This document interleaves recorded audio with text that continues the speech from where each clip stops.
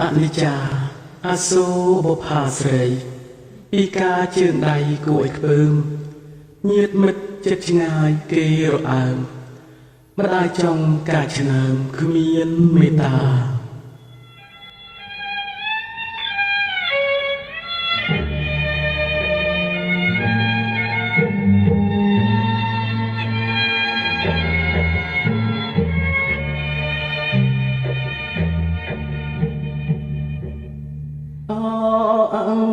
និច្ចា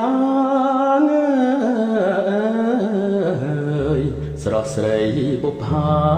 នារីកំសត់យកណែនខ្លោចផ្សាអរារុនធុតនារីប្រាំព្រាត់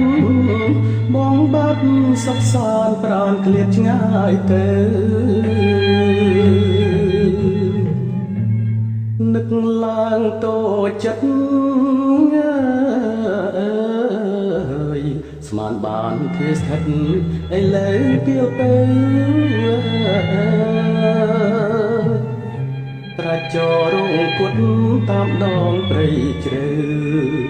គ្មានទិញទីដៅមិនដឹងជាទៅទីពឹងអ្នកណាហេតុតែពីការមានញាតិរាប់រកស្រស់ស្រីពន្លករងរែងទៅខារំពឹងឪពុកទុកណែនអរា ម្ដាយចង់រើស្យាផ្ដន់ទារូបស្រីណាហើយចង់ស៊ូស្លាប់ប្រសើរគួរកប់ជាជាងរស់នៅ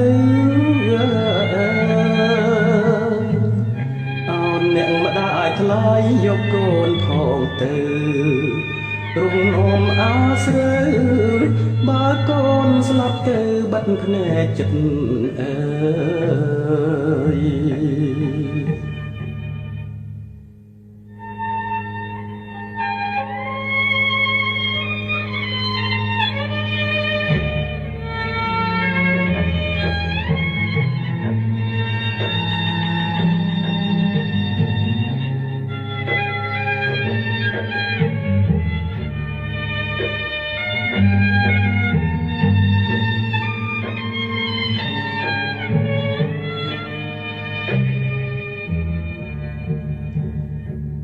ហេតុតែពីការគ្មានញាតិរាប់រកស្រស់ស្រីពន្លករស់រែងទុកខារំពឹងឪពុកទុកណែនអរា ម្ដាយចង់រើស្យាផ្ដន់ទារូបស្រី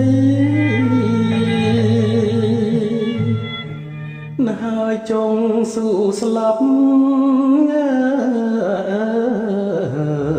ប្រសើរគួរកប់ជាជាងរស់នៅអោនអ្នកម្ដាយថ្លៃយកកូនផងទៅរំនំអាស្រើបើកូនស្លាប់ទៅបិទភ្នែកចិត្តអើ